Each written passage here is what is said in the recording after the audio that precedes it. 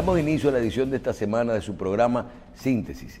Y en el día de hoy contamos con la presencia del doctor Sigmund Freud, quien es ministro de Administración Pública de la República Dominicana. Bienvenido a su programa, doctor. Muchas gracias por la invitación, Machel. Feliz de estar aquí. Bien, tenemos mucho que no hacíamos programas juntos, ¿verdad? Yo creo que desde la campaña del 19 estábamos esperando. Bueno, que yo recuerdo que tú tenías como los asientos por aquí. Eran diferentes. Sí, claro. Hay que cambiar de vez en cuando, aquí tiene que haber reelección.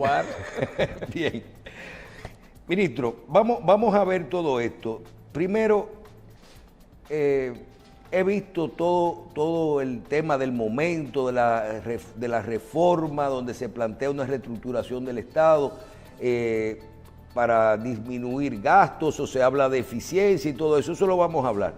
Pero usted acaba de pasar a algo que se llama Ministerio de Administración Pública. Y yo quiero iniciar por ahí, pues, ¿cuál es el rol del Ministerio de Administración Pública? ¿Cuál es el grado de, si es organizar, si es supervisar o si trazar las políticas públicas que tienen que ver con todo el organigrama y su influencia, si es a nivel del gobierno o puede ser a nivel de algunas cosas del Estado? Bueno, gracias, ministro. Mira, Michel, qué buena pregunta para yo poder explicar un poco a los televidentes el alcance del ministerio.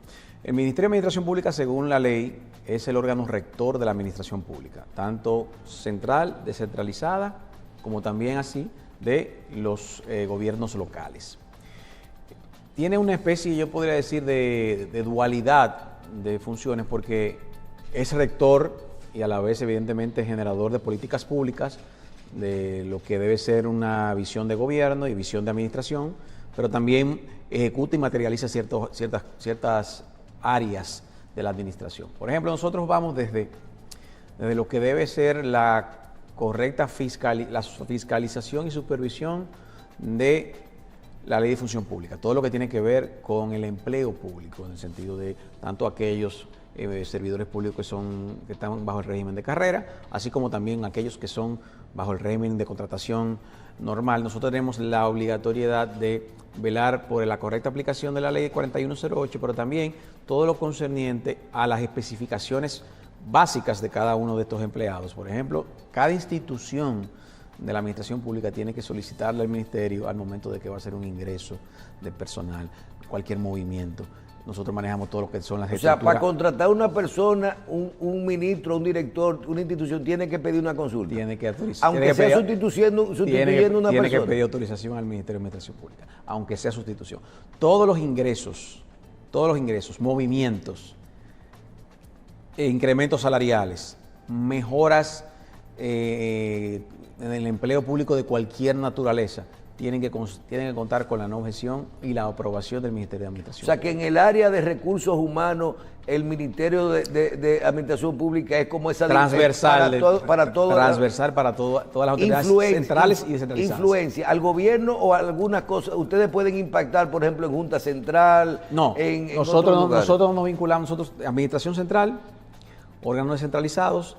Tenemos menos influencia en algunos, por ejemplo, en entes reguladores, como la superintendencia, sí tenemos cierta rectoría. Banco Central no tenemos ninguna vinculación. Con todo lo que son órganos constitucionales, nosotros no tenemos ningún tipo de injerencia. Cuando hablamos de constitucionales, Banco Central, Cámara de Cuentas, Junta Central Electoral, Poder Judicial, Poder Legislativo, nada de eso nosotros nos vinculamos. Ahora, solamente con la Administración Central, y sí tenemos cierta rectoría y colaboración con los ayuntamientos. Fuera del tema del recurso humano, sí.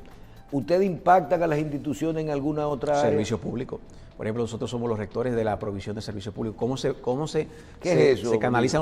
Bueno, el servicio que cualquiera de las entidades le brinda al ciudadano. Es realmente la interacción, administración pública, con el usuario.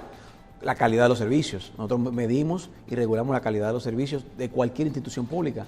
Tenemos lo que denominamos la carta compromisos, que son los estándares mínimos que cada institución pública debe cumplir al momento de brindar los servicios públicos. Sabemos que siempre ha sido una queja de los dominicanos durante años, de la calidad del servicio público que se brinda en muchas instituciones, no en todas, en algunas. El tema de la cantidad de documentos que se solicitan, la duplicidad de situaciones de requisitos. Y nosotros hemos estado, desde el año 2020, el presidente trazó un plan que se denomina Burocracia Cero, que es un programa que tiene la finalidad de intervenir una serie de instituciones para llevar a cabo un levantamiento de todos los procedimientos administrativos que se hacen, todas las solicitudes que se manejan y cómo nosotros podemos llevar a cabo una eficientización transversal y vertical de todos esos procesos. Si yo voy a solicitar, por ejemplo, a pasaporte, tú sabes que eso tuvo muchos meses con muchas situaciones, nosotros intervenimos. Pero ha mejorado mucho. Ha mejorado, intervenimos pasaporte, buscamos la manera de mejorar los procedimientos y ahí están los resultados. Caso, por ejemplo, ventanilla única de construcción, con el MIBEP, hemos concentrado todas las solicitudes que se hacen para un proceso constructivo, no tener que ir a cada una de las instituciones. O sea, que eso que uno ve ahí en el mismo Industria y Comercio, también, cuando son procesos que ustedes han participado, que han mejorado. Correctamente. Nosotros somos el rector de eso, de que los servicios públicos tienen un carácter de eficiencia, de eficacia y evidentemente de mejora burocrática y de simplificación de los trámites. Volvemos al área de personal, de recursos humanos. La vinculación de lo que es los topes a las instituciones son si el funcionario es de carrera o no, y el tema de presupuesto. O sea, si eso te incrementa el presupuesto en la institución. Si tú tienes esos dos, por ejemplo, un funcionario ahora cambió el gobierno, sí, y yo quiero cambiar un funcionario porque no es de carrera y lo tengo en el presupuesto, no me va a subir el presupuesto, ¿yo lo puedo hacer? Lo solicita y se aprueba. Tiene que solicitarlo. Y cuando no es una sustitución, me hace falta por ejemplo, usted mismo me acaba de decir que el servicio que estoy dando de ventanilla única está lento. Tenemos que incrementarlo. Bueno, si lo queremos incrementar en horas, tenemos que poner un call center 24 horas. Sí. Pero yo no tengo el presupuesto. ¿Cómo funciona eso? Bueno, en ese caso son nuevas creaciones, se solicita lo que es una modificación a la estructura orgánica de esa entidad. ¿Para nombrar una gente? En caso de que no exista nosotros le decimos las cajitas, esa estructura, esa posición, tiene que también modificarse el manual de cargos en caso de que así lo requiera. Y nosotros, evidentemente, nuestra aprobación está sujeta a que tú obtengas la aprobación presupuestaria. Pues nosotros tampoco podemos aprobar de manera definitiva si presupuesto no tiene asignado sobre esa entidad en la partida denominada de remuneraciones un monto para eso. O sea, aquí hay unos controles de tipo presupuestario muy rígidos, en el sentido de que tenemos diferentes clasificadores y diferentes niveles y diferentes estructuras. Por ejemplo, remuneración, que es una partida donde se está incluido todo lo que son pagos salariales, compensaciones, pago de liquidaciones, viáticos, todo lo demás. Esas son partidas que están totalmente reguladas y controladas por presupuesto. Nosotros, en el caso del Ministerio de Administración Pública, impactan más de 15 leyes, desde la 247, la 4108, la Ley General de Presupuesto, todo lo que son las leyes no solamente de función de servicios públicos. O sea, el Congreso ha ido evacuando una serie de leyes y de disposiciones que hace que la administración pública definitivamente se haya convertido en algo más complejo. Uno de los objetivos de nosotros es todo lo contrario, es ver de qué manera nosotros eficientizamos un poco eso, desburocratizamos todos esos procesos, todos aquellos que no sean de carácter de ley, que sean de puramente administrativo, entonces nosotros tomar las decisiones para poder mejorarlo, porque la verdad es que la administración pública es una especie de elefante que para moverlo no es tan sencillo.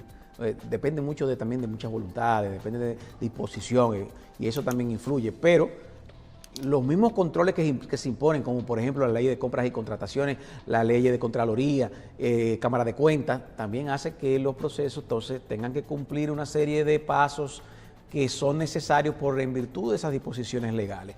Entonces, no es un tema tan sencillo como la gente lo entiende. Bien, antes de pasar al tema del momento, yo quiero dos colitas o dos regalitos. El primero es, porque el hecho de que uno conozca algo no quiere decir que los televidentes uno lo escucha hablar. Sí. Usted hasta hace unos días trabajaba en el fideicomiso Pedernales y en el fideicomiso público, la alianza público-privada y todo eso. En otro departamento no es en lo que está hoy. Y hoy uno lo escucha hablar de administración pública y dice, estamos trabajando en eso y manejamos esto.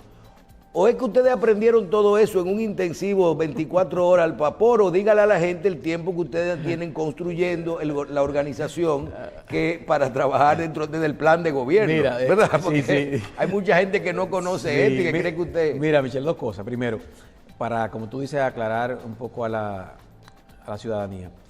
Nosotros estábamos nombrados como director ejecutivo de la Dirección General de Alianzas Público-Privadas, pero a la vez también fungíamos como director del Fideicomiso Propedernales, que es un fideicomiso, que es un patrimonio autónomo, es algo separado que se manejaba a través de la Dirección de Alianza Público-Privada, pero eso, podríamos decir, una unidad separada. Porque los fideicomisos tienen que tener una tienen cabeza, su propia estructura, exacto, su propia vida. En su estructura. Entonces, cuando nos designa ministro de Administración Pública, evidentemente nos sustituyen de la Dirección General de Alianza Público-Privada, pero el presidente nos ratifica como director ejecutivo del Fideicomiso Propedernales. O sea, quiero explicar eso para que el público entienda que nosotros, a pesar de que somos posición que usted tenía de forma honorífica. Sí, y la sigo teniendo honorífica. Entonces, yo sigo siendo... ¿Pero por qué que usted sabe tanto del tema usted trabajó en ese proyecto de organización? Lo que pasa es, Michelle, mi ejercicio profesional durante más de, desde el año 2000, ha sido en el ámbito del derecho administrativo.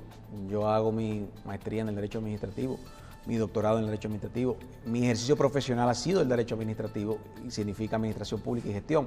Todos los planes de modernización nosotros venimos trabajando con el presidente de la República desde que era candidato. O sea que nosotros conocemos de esto desde hace muchos años. Evidentemente, en los primeros 4 años estuvo otro ministro que estaba haciendo sus funciones y cuando el presidente decide que nosotros vayamos al ministerio, nosotros asumimos, y entendemos que es así, que lo hace sobre el convencimiento de que al tener nosotros ya un camino recorrido en este sector, íbamos a conectar rápidamente y ayudarlo en estos planes que él ha anunciado esta semana. Y es por eso que podemos conectar rápido y manejar estos temas, porque sí tenemos tiempo trabajando los mismos en virtud de nuestro ejercicio profesional. Bien.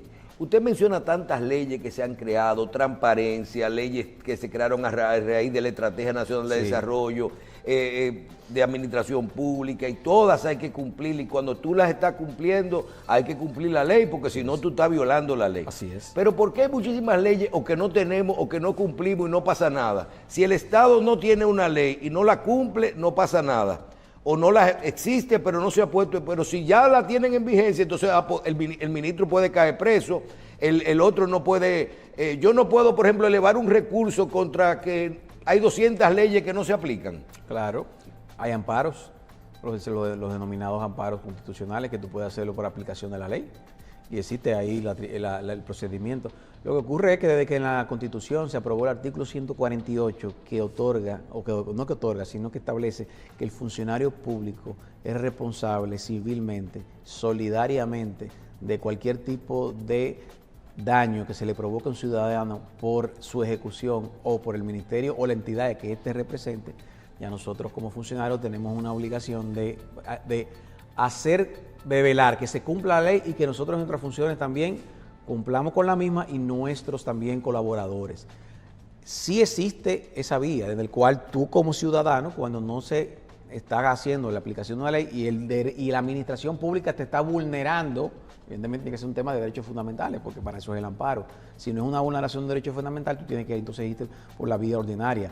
Pero para fines de violación de los derechos fundamentales por incumplimiento de ley, sí hay una acción de amparo constitucional que está previsto por la norma. Como ministro de Administración Pública, yo quiero finalizar con una consulta, y es, como ciudadano, sanciones a los funcionarios por violar la ley de parte del gobierno, sanciones de parte de ustedes hacia sus funcionarios, no de un ciudadano que lo haga corresponsable de algo que le pase.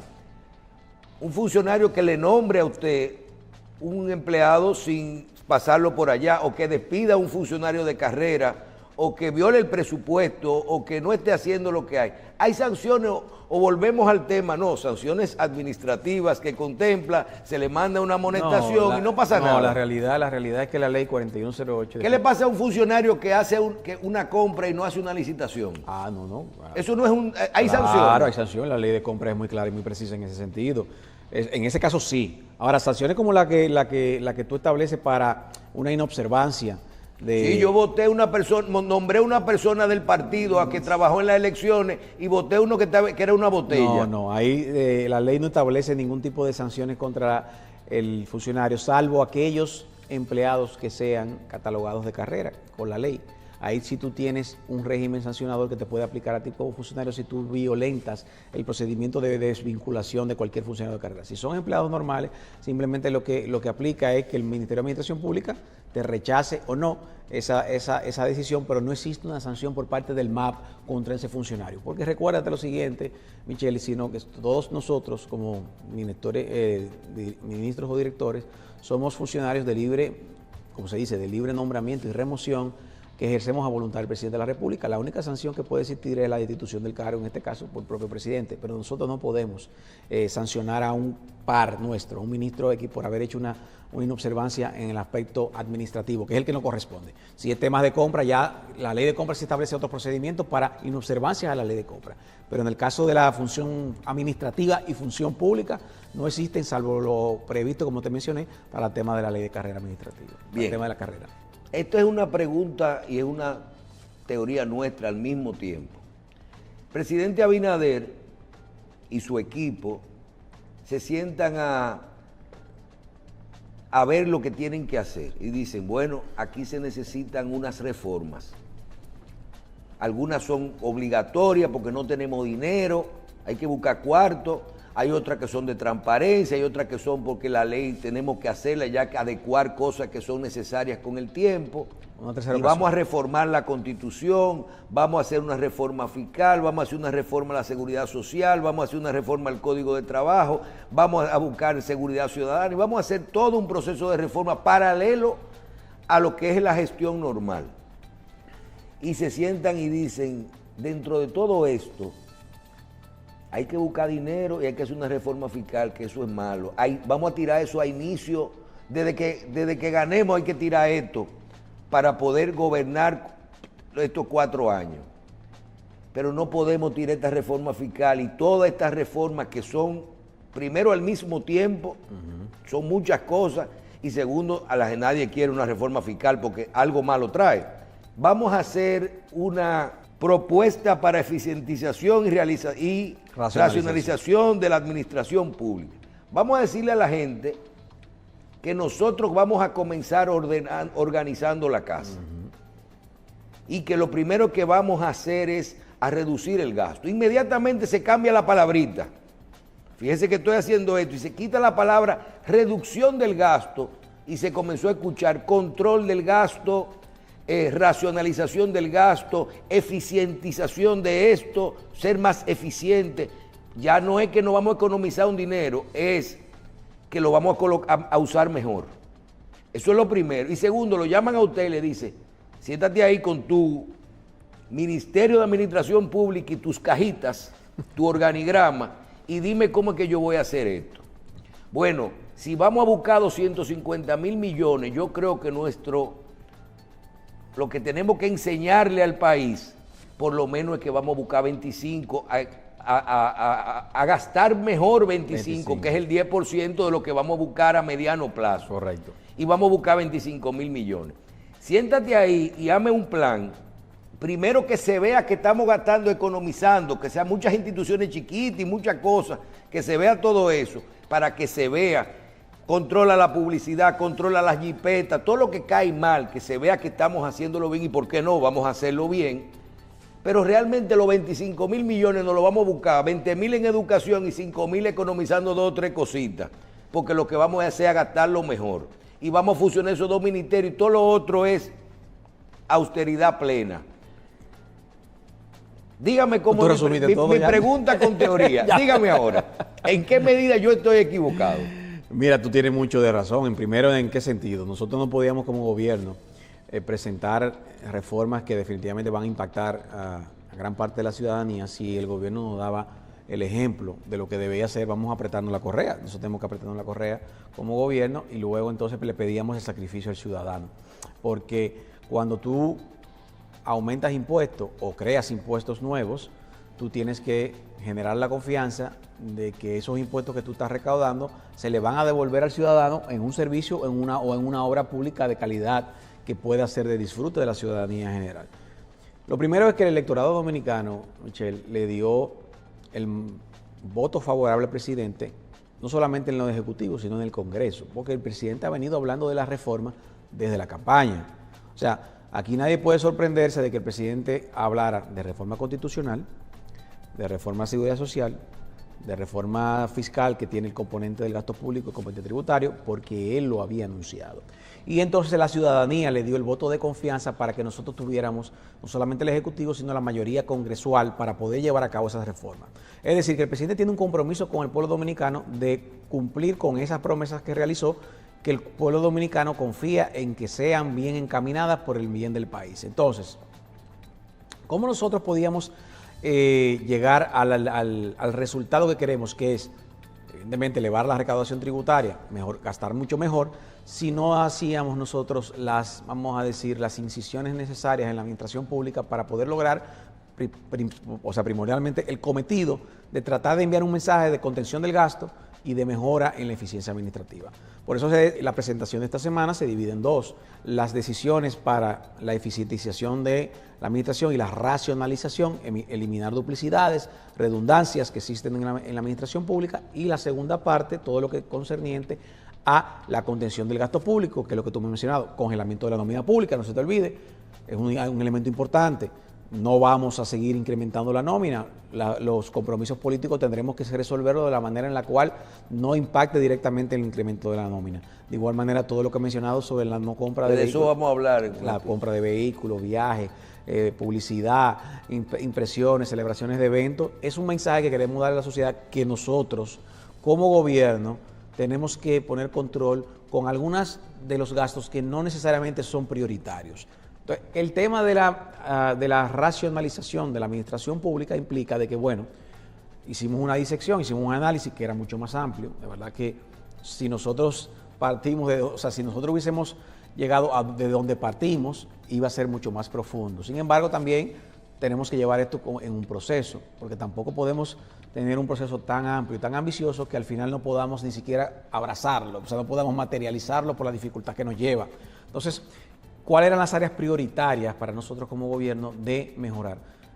Educación, tema también de economía y hacienda, por el tema de cómo alinear inversión pública con presupuesto, que siempre ha habido un total divorcio de eso, que impactaba evidentemente en la ejecución presupuestaria. Y la prueba es que la reforma fiscal se está haciendo en Hacienda, entonces tú tienes economía, impuesto interno, aduana, porque tú te dan ayuda. Pero toda parte así, el mundo es así.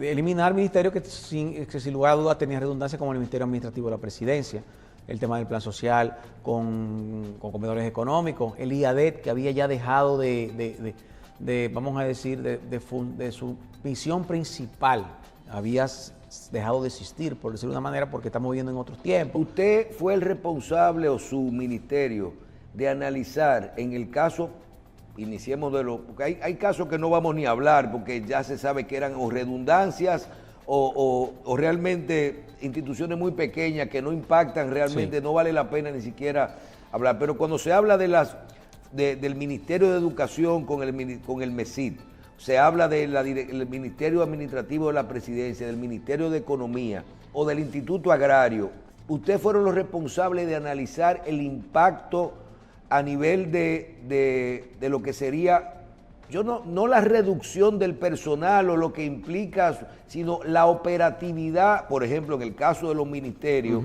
de Educación Superior con el Ministerio de Educación, de cómo sería el día a día en el caso de que eso ocurra. Mira, existía una comisión transversal que participaba Hacienda, Economía, Ministerio de Administración Pública y Consultoría Jurídica, el cual comenzó de hace meses atrás a analizar todos los impactos que iba a tener estas decisiones.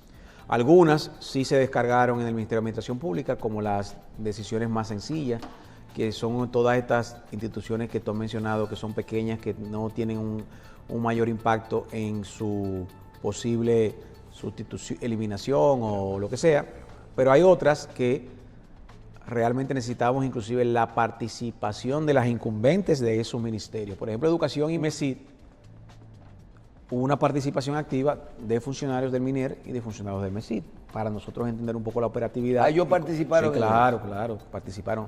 Para ninguno de los incumbentes de estas instituciones grandes, como los ministerios, ha sido un secreto, o sea, ha sido una sorpresa, sino que se le había estado consultando desde meses atrás. Aunque no estuvieran de acuerdo. Aunque no estuvieran de acuerdo, era una disposición ya. Había un mandato, ese mandato tenía que ejecutarse. ¿Cómo lo llevamos a cabo? Bueno, vamos a compartir, vamos a trabajar todo de la mano para lograr este mandato y esta visión del presidente de la República en la primera etapa. Porque ahora viene la etapa más trabajosa, Michelle, porque nosotros ya anunciamos, identificamos, anunciamos. Vamos a trabajar la semana que viene, empezarán vamos a decir, las formalizaciones administrativas de decreto.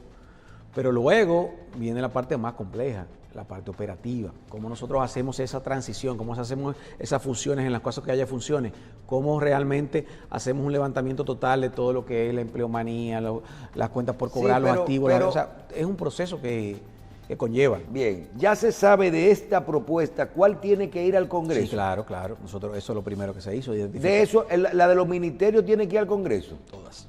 Ok.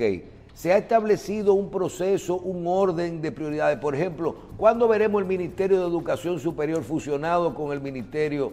¿Se va a presentar esa ley? Mira, este año? esa va a ser la ley. Porque usted sabe que el presupuesto se presenta ahora a final de año. Sí, entonces claro. Tendríamos un país inoperativo si no se pasa la ley. No. La idea es esa va a ser la ley de todas.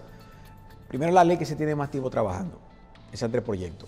Porque no solamente abarca esa fusión, sino que el Ministerio de Educación aprovechó para actualizar un poco la Ley General de Educación y ingresar algunos elementos que ellos entendían que tenían que ser actualizados. Entonces, el Ministerio trabajaba desde hace 2 años un borrador de lo que debía ser la actualización de la Ley de Educación, y nosotros entonces le incluimos los aspectos de la fusión con el MESID. Y esa ley, yo te podría decir que está en un 85-90% lista. ¿Usted cree que en ese caso, porque a mí, por ejemplo, en el caso del Ministerio Administrativo, yo digo que cambió de nombre, ahí todo se va a quedar igual, porque tú no vas a tener, tú vas a tener que un secretario de la presidencia que va a depender de la presidencia que va a manejar todo lo administrativo. Pero por ejemplo, todo lo que son los viceministerios se eliminan de ese ministerio.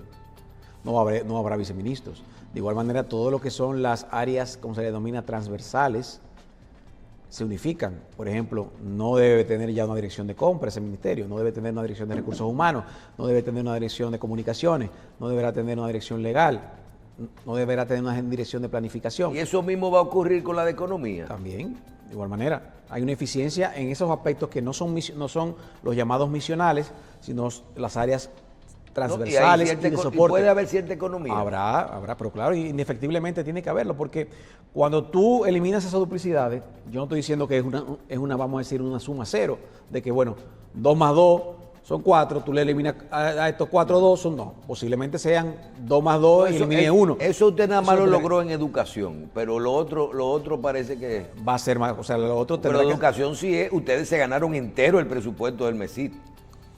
Eso fue así. Una gran medida, sí. ¿Verdad? Ahí hay 20 de los 25. Sí. Ahí hay 20 de los 25. Hay como 17 ahí, sí. Sí, 17, 16, esa es la realidad. Yo creo que eso funciona. ¿Le preocupa a usted que en el caso de presupuesto hay muchas quejas de los sectores de educación?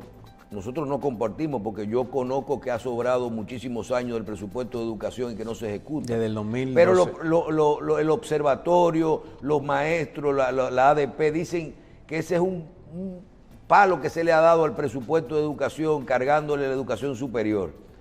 ¿Qué usted opina de eso? Palo era que, como no se ejecutara el presupuesto completo, se destinaran parte de ese presupuesto a otras cosas que no tienen que ver con el aspecto educativo, o se hacían gastos superfluos para tratar de llegar a la ejecución completa. Eso sí es un palo. O que se utilizara ese presupuesto para beneficio posiblemente de sectores. No.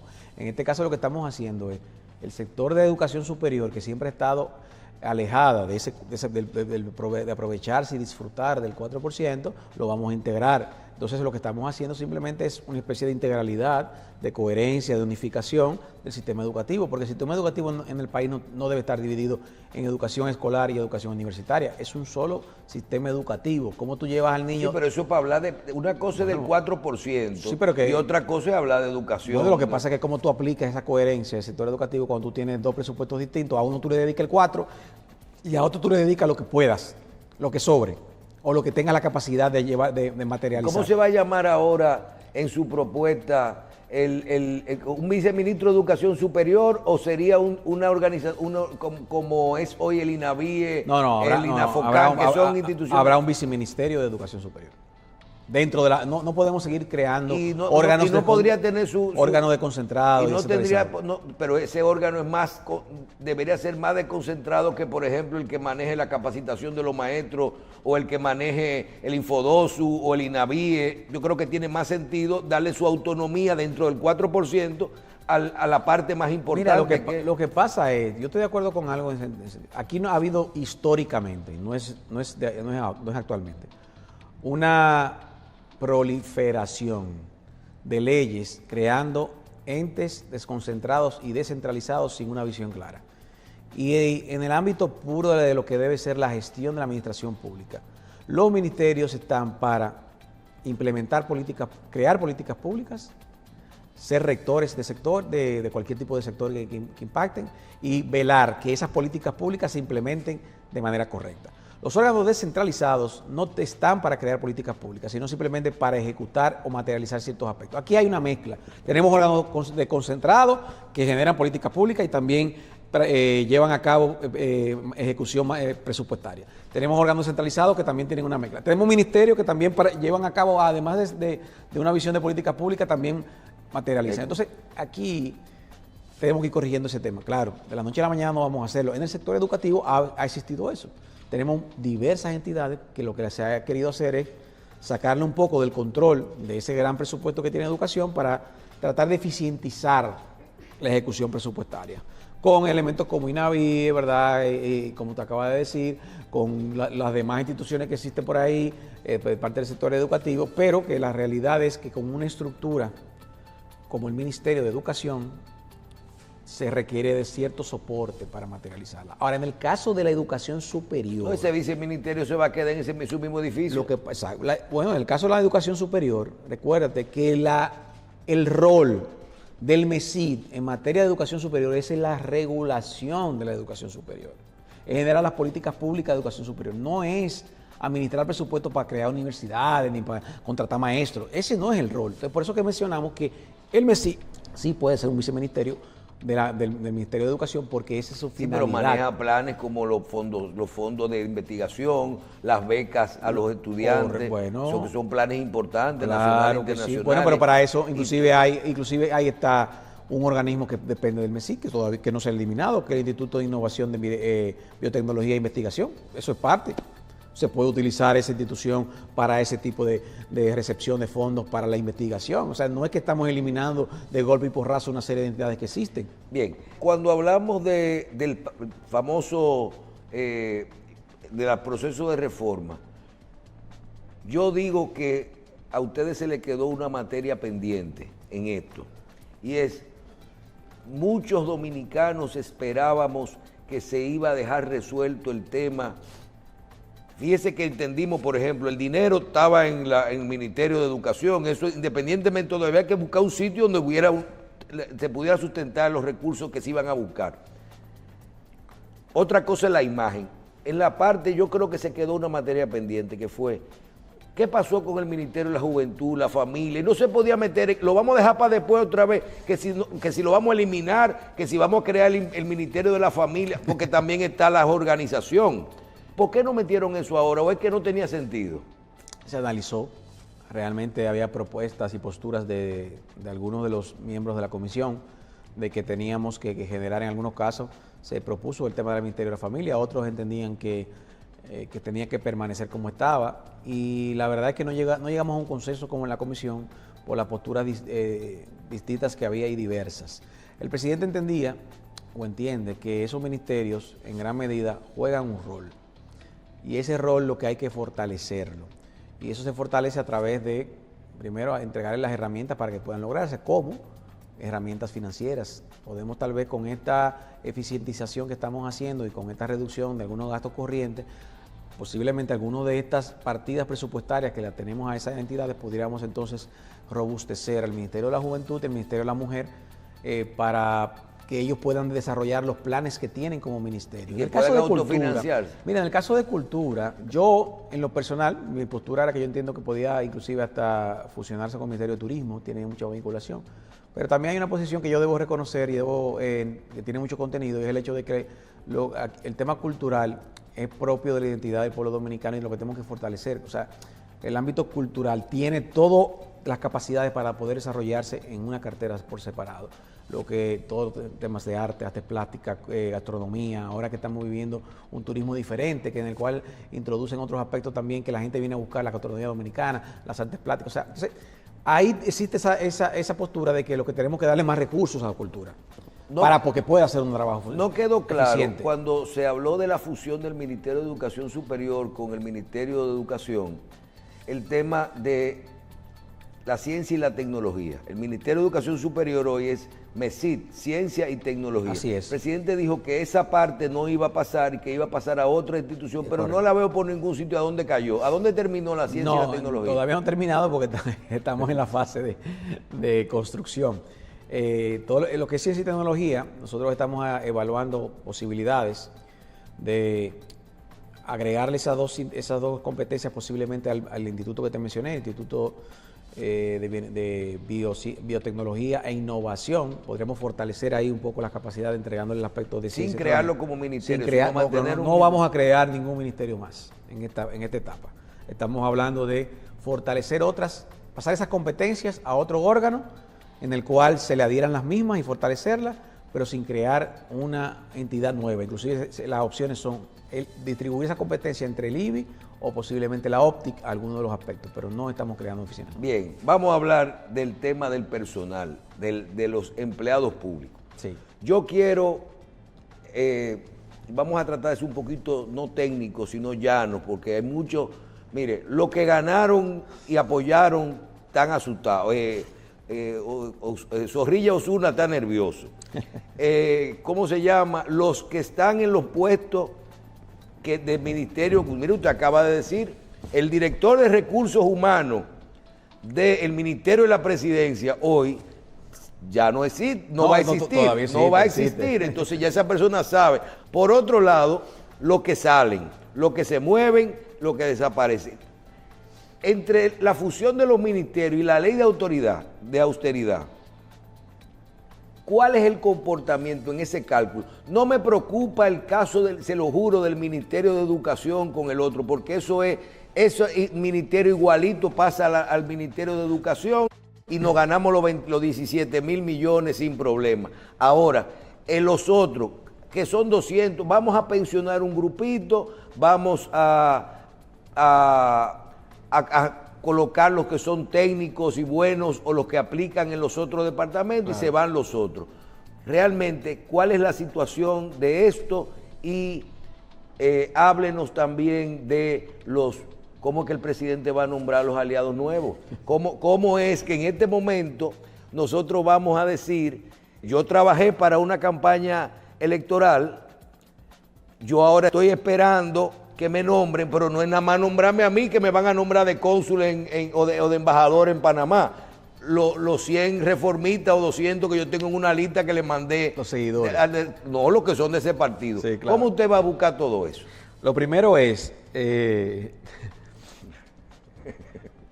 una tarea compleja. Mire, nosotros esta semana emitimos un comunicado en el cual primero me llamamos un poco a la tranquilidad.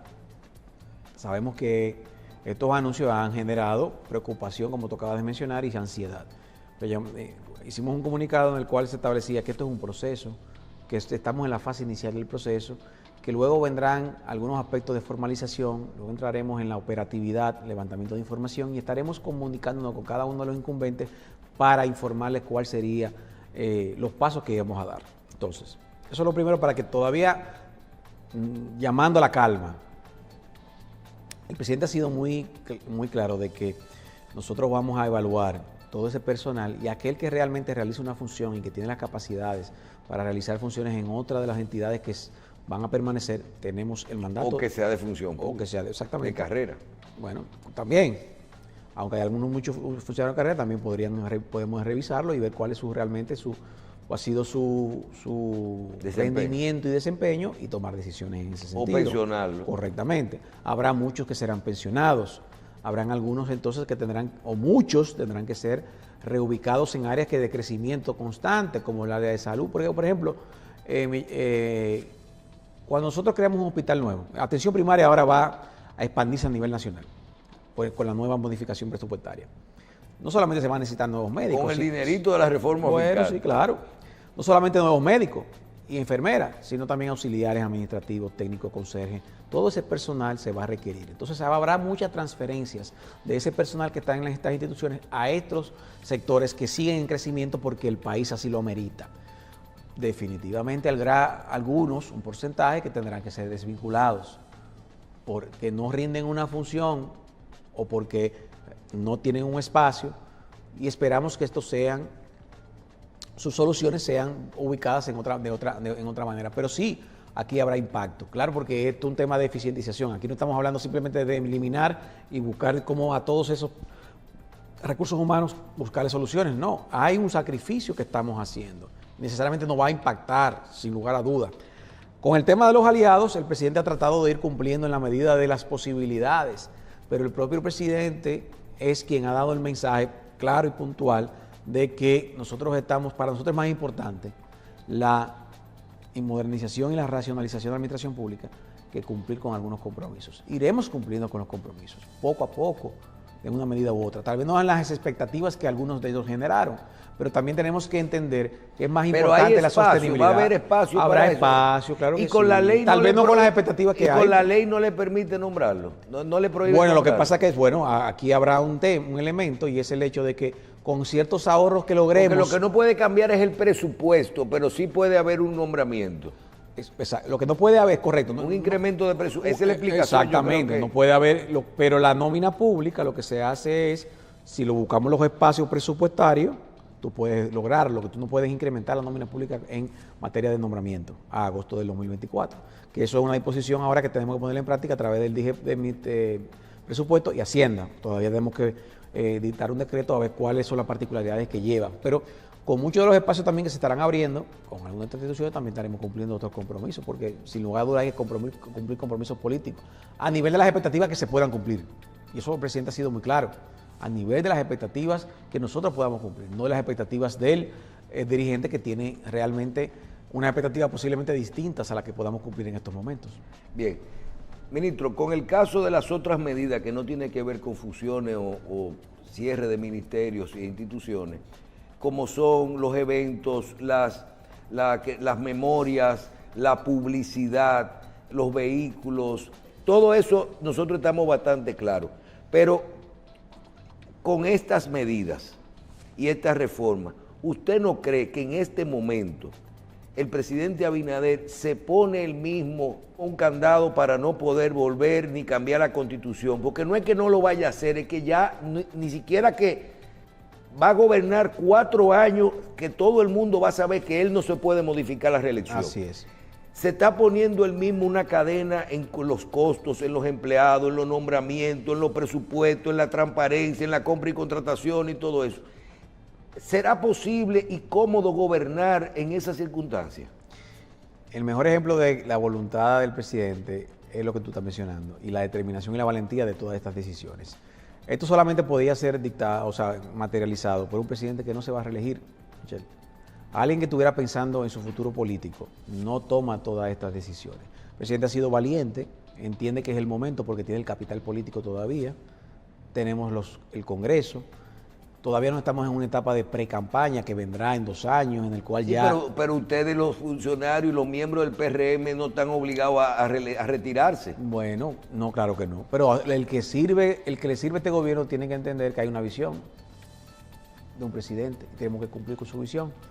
El que no esté de acuerdo con esto tiene todo el derecho a simplemente no participar en este equipo que se está trabajando. Entonces, hay un costo político. el que diga lo contrario está hablando mentira. Habrá un costo político para el presidente y para el Partido Revolucionario Moderno. Ahora, ¿cuál es la apuesta del presidente? Con la materialización de todas estas reformas, la sociedad verá los beneficios de la misma, desde la constitucional, la fiscal, la del gasto, la seguridad social, y podrá ver en un año, en 2 años, de que realmente estas reformas eran necesarias para la institucionalización del país, para mejorar la recaudación tributaria, para poder invertir más en gasto de capital. Y con eso entonces nosotros estamos devolviendo a la sociedad lo que nosotros estamos ahora mismo impactando. Entonces, ¿el objetivo cuál es? Y cuál yo entiendo que al final del día deberá ocurrir si todo esto se lleva de manera organizada, que en el 2023, en el 2027, 2028 la gente, el electorado va a decir, bueno, pero el Partido Revolucionario Moderno es cierto que tomó decisiones muy valientes, muy difíciles, en momentos muy complejos, pero mira los resultados. Usted habla como de lo que se decía, por ejemplo, unos años después de que Leonel gobernó su primer gobierno, que la gente dice, bueno, mira, el PLD entró y realmente cambió organizaron algunas cosas. ¿Eso usted se refiere a que la gente piense así después? La gente lo va a ver como que fueron decisiones. Cuando quitaron la gente que cogían en los... El electorado dominicano, el dominicano es muy inteligente y es muy consciente. Cuando pasemos revista de una vez estas reformas puedan materializarse, aprobarse y materializarse, yo estoy convencido de que la sociedad dominicana lo que verá es que un presidente y un gobierno que lo que estaba tomando medidas en beneficio del país sin importar políticamente si esto le afectaba o no. Y esto tendrá su rédito político y su rédito electoral. Eso es lo que nosotros tenemos que ver. Además, el país no puede seguirse manejando simplemente por si yo mañana tengo 50 en las encuestas o tengo 40 y pico en las encuestas, cómo esto me impacta electoralmente. Tiene que haber un equilibrio. Eso es importante, pero también es importante cómo nosotros lograr la mejoría de las condiciones de vida del dominicano. Y eso es a través de este proceso de reforma. No, y que en este caso mencionamos, por ejemplo, el gobierno del PLD del 96, creo que 2000, que fue su primer gobierno, pero hubo reelección y ya después no se pensó así. En este caso, como dice el presidente, su legado quedará ahí, bueno o malo, lo que termine, así quedará si él no vuelve a la reelección. Quedará en beneficio del país y del partido. Bien. Ministro, nos quedan 2 minuticos, pero no puedo dejar de aprovechar su presencia aquí para hablar de su participación como director del fideicomiso de Pedernales. Háblenos de cómo van los avances del fideicomiso, qué obras están en proceso, háblenos de todo lo bueno y también menciónenos qué problemita, que sabemos que el aeropuerto se inició su ejecución y se habla de que quien ganó la licitación, hay dudas que sí, y se ha habido que despejarla con unos socios del consorcio que está incluido en esa licitación. Sí. Y con esto dejamos todo ese Mire, tema. Pedernales va viento en popa. Yo mencionaba que Pedernales es una especie de locomotora que ya tomó la velocidad que deberá seguir acelerando, no se detiene. Lo que está ocurriendo ¿Están construyendo hoteles ya? Tenemos 3 hoteles en construcción. Ya el primer hotel está... El mes que viene estaríamos completos todo lo que es obra gris y estaremos entregando para el primer semestre del año 2025. ¿En este cuatrenio En este cuatrenio habrá 3 hoteles, aeropuerto y todo. Nosotros para el 2026 mediados tenemos el aeropuerto listo, tenemos 3 hoteles en operación, en funcionamiento, un total de 1.800 habitaciones, todo lo que es infraestructura de servicio. O sea las calles, los acueductos. Calles, acueductos, plantas de tratamiento, sistemas eléctricos, evidentemente el puerto que está listo ya. O sea, en 24 meses, vamos a ponerle 30 meses en el peor de los escenarios, Pedernales estará en funcionamiento como cualquier polo turístico del país. O sea, con una vida activa y recibiendo turistas constantemente. ¿Va a ser el fideicomiso Pedernales el ejemplo y la experiencia de lo que es una alianza público-privada? Sí, ¿Funciona? Sin lugar a dudas. Ahí usted podría decir que se podría sin lugar a dudas decir si este modelo funciona. Sin lugar a dudas, yo creo que el presidente lo ha dicho en muchas ocasiones. Se ha referido que Pedernales en 10 años será objeto de estudio y análisis de lo que es un modelo de impacto socioeconómico y de desarrollo en el cual el sector público y el sector privado de la mano colaboraron. Y no tengo la menor duda que así será, porque así ha sido planificado de manera muy detenida, participando con muchos expertos, muchos grandes profesionales y también con una determinación del gobierno de llevar a cabo las obras a corto y a mediano plazo. Entonces, nosotros entendemos que en esto, sumado al atractivo de toda esa región, las bellezas naturales que tiene Pedernales y también el respeto al medio ambiente que nosotros hemos mantenido con un desarrollo sostenible, único en el país y en la región, va a ser un modelo de ejemplo para cualquier parte del mundo que quiera ver cómo lo público y lo privado pueden trabajar de la mano y crear desde cero un destino turístico con estas envergaduras. Estamos hablando de una primera fase de cerca de 5.000 habitaciones. Nosotros todavía vamos por el 25% de lo que deberá ser la primera fase. Pero el total de las 3 fases del proyecto, estamos hablando de cerca de 25.000 habitaciones. Es el proyecto que luego del área de Bávaro y Punta Cana, deberá ser el segundo proyecto de mayor relevancia en cuanto a habitaciones en la República Dominicana, sin contar que ahí tenemos una integralidad. El turismo hotelero, el turismo ecológico y el turismo de crucero, único en cualquier parte del país. Eso no lo tiene ni Puerto Plata, ni lo tiene Samaná, ni lo tiene Punta Cana Bávaro, solamente lo tendrá Cabo Rojo Pedernales. También yo soy de lo que digo que construido de cero. Totalmente de cero. Todo lo que se hace de cero, planificado papel, con un master plan de cero que no solamente verifica el proyecto, Michelle, sino también el desarrollo del pueblo, es importante. Todo lo que es ordenamiento territorial del pueblo de Pedernales, todo lo que tiene que ver con el malecón que ahora se va a construir, el malecón peatonal de todo el pueblo de Pedernales, la parte comercial. Le vamos a dar empleo a los dominicanos porque no va a haber un frius allá, porque Haití está ahí mismo. Esa es la idea. Infotep capacitando. Se ha graduado más de 800 técnicos en diferentes áreas, desde idioma, técnicos eléctricos, electromecánicos, plomeros, en construcción. Nosotros tenemos ahora mismo en el proyecto 2.000 empleos directos. O sea, ahora mismo tenemos 2.000 diarios empleados que están entrando al proyecto, que no abarca más que algunos privados haciendo los hoteles, sí, y algunos públicos haciendo la infraestructura. Correcto. Bien. Así es. ¿Qué fue lo que pasó en el aeropuerto? Ahí no pasó nada, eso fue una licitación que se llevó con todas las... Pero que dicen que un consorcio... Lo que pasa es que se ha querido decir que esa empresa, o se ha dicho, en otras partes del mundo tiene situaciones, o ha tenido situaciones... Pero es una empresa grande, me dicen. Es una de las empresas más grandes europeas de construcción. Una empresa que tiene caso y tiene situaciones en algunos como países. Muchas empresas tienen. Pero eso no significa que eso esté extrapolado a República Dominicana. El proceso de licitación del aeropuerto se hizo de usted como abogado, con todos los procesos, y la compañía ganó y fue analizada. Todos los procesos de compliance, de todas las normativas de la ley 340, en adición con una participación. ¿Ganaron su concurso? Totalmente. Bueno, eso es lo importante. Bien. Ministro, gracias. A ustedes. Bien. Doctor Sigmund Freud, ministro de Administración Pública de la República Dominicana, gracias por estar con nosotros y gracias por ser tan franco con todos estos temas que realmente los dominicanos quieren saber en este momento. Muchísimas gracias por estar con nosotros y a ustedes por su audiencia de esta semana en Síntesis.